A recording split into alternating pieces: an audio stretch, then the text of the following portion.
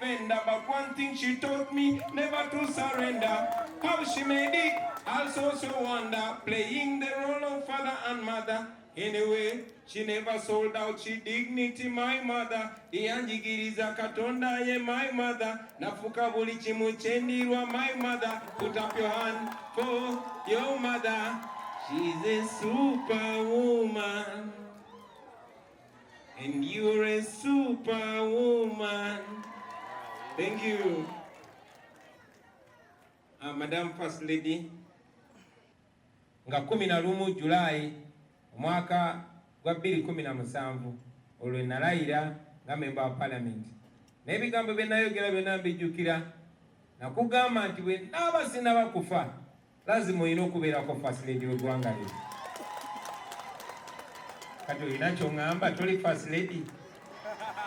Kati obuzayo kimu kyokka mugenda wali eri Ntebbe mu Ntebbe era byenkolako.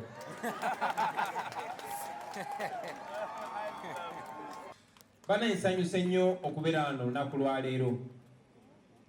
Badde ngezaako okugamba nti bwe nali nkyasabira mu balokole twalinanga akaseera ak'okuwa obujulizi era olunaku lwa leero nga sinnabayitira mwogezi wa lunaku nja kuwa obujulizi mu bufunze ku maanyi g'abakyala na mukono kinze ŋŋanze gwe bankuteko kyenkakasa nti omukono ogwo gukutte era gukyagenda mu maaso okukwata ku buli muntu.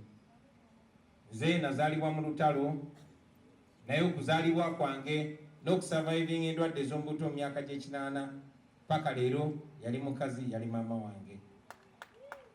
Nze nga kibagamba nti maama wange yanjigiriza buli kye mulaba ndimu. I'm a product of a woman.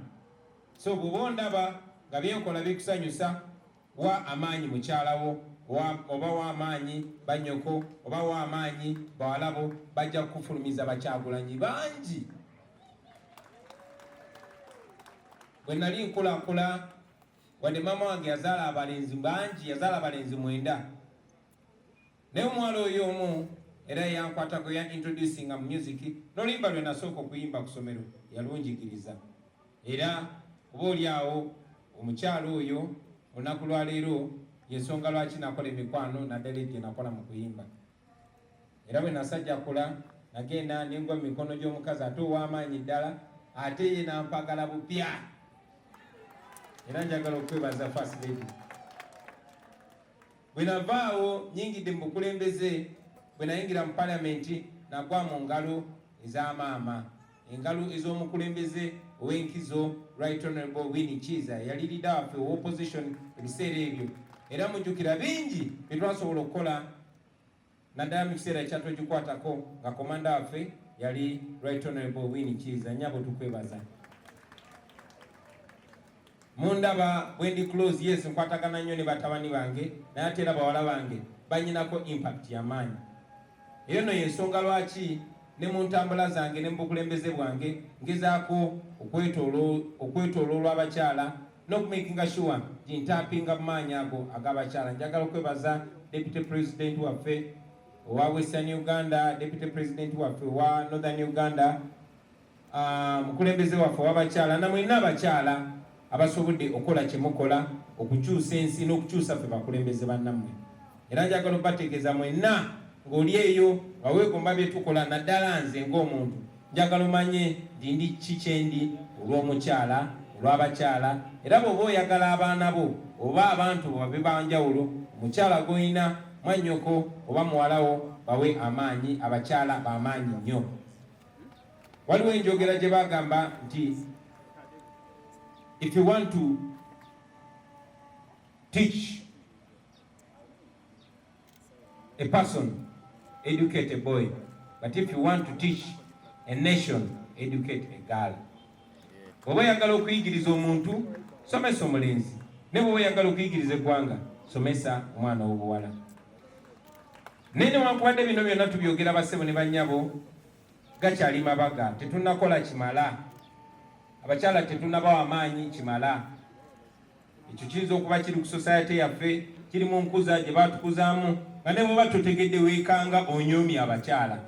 Ne bw'oba tokigenderedde weekanga obayisiza ng'abatalina mugaso gumala. So it's my humble request to all of us that we don't only recognize the importance and the power of women only on International Women's Day, but let every day, just like it is Men's Day, let it be Women's Day as well. Women and men are like two wings of a bird. When one wing is broken or even damaged, the bird cannot fly well. So let us service both wings. Olunaku lwaleero bassebo ne bannyabo nga bwe mbagambye tinazze nange kuyiga okuva eri abakyala. Nazze kweyagalira mu bakyala ab'amaanyi abatwetoolodde. Nja kumaliriza nga nkujjukiza Madam First Lady, tujjukira nga 11 Julaayi omwaka gwa 2017 olwo nalayira nga member wa Parliament. N'ebigambo bye nayogera byonna mbijjukira. Nakugamba nti bwe naaba sinaba kufa lazima olina okubeerako First Lady w'eggwanga lyo. Kati olina ky'oŋŋamba toli First Lady? Kati obuzayo kimu kyokka kugenda wali eri Ntebbe mu Ntebbe era byenkolako. The International Women's Day, it's my honor to address you. I know that today I just escorted the First Lady, but on this very special day, the day of nature, the day of humanity, the day of the true representation of God, which is a woman, I salute you.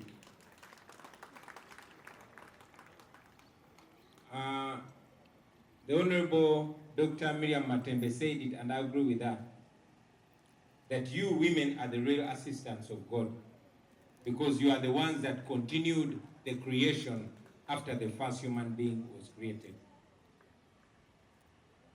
When I was still fellowshipping with born-again Christians, there's that section that they would call giving testimony. Today, I want to only give testimony of the power of women. I was conceived in a war and born in a war. I don't have so much to talk about my grandmother, but I was told by my mother and my father that she is to a very large extent responsible for my birth and my staying alive, my survival of childhood. But I can authoritatively testify about the power of the woman as represented by my mother. I've said it many times without fear of any contradiction that I am everything I am because of my mother, a woman. So that was my first testimony with a woman. She transformed me. She made me everything that I am. And as I was growing up, my mother had 9 boys and 1 girl.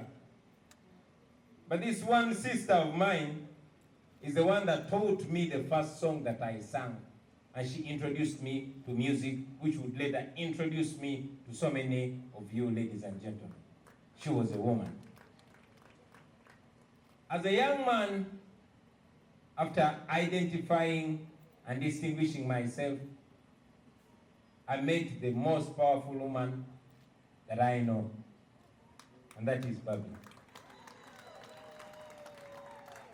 Many men fear or shy away from saying the truth. They tend to believe that they will puff up their women and the women will bulldoze them at the end. I'm not scared of you because I know you love me. But I'll tell you, ladies and gentlemen, that the most influence that a human being has had on me, that human being has been a woman, and that is my wife. I thank you very much today, you woman. And as if that was not enough, women have continued to have an impact on me. Some of you always see me in my most affectionate times with my daughters, particularly my youngest daughter. That is how much influence and impact women have had on me. Now, after all that, I fully matured and went into politics. I will not mention the women that have been influential in my political upstart because you don't know them. But when I stepped my foot in Parliament, I landed in very safe female hands, the able leadership of the Right Honorable Winnie Kiza, my leader of opposition. Mama, you had a very, very effective impact on me. And it is thanks to you that I'm here today.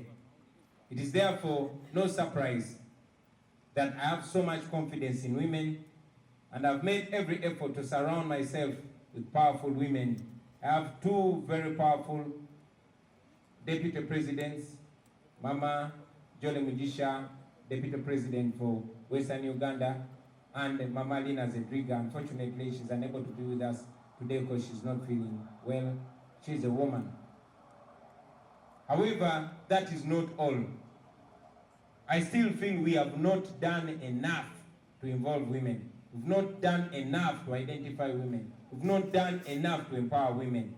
So the effort of empowering women is still work in progress with us. It will continue to be work in progress until the Ugandan woman, the African woman, is in her rightful position in leadership. So with those few remarks, allow me to invite you to speak to the women and the men of this nation. Thank you very much for God and my country.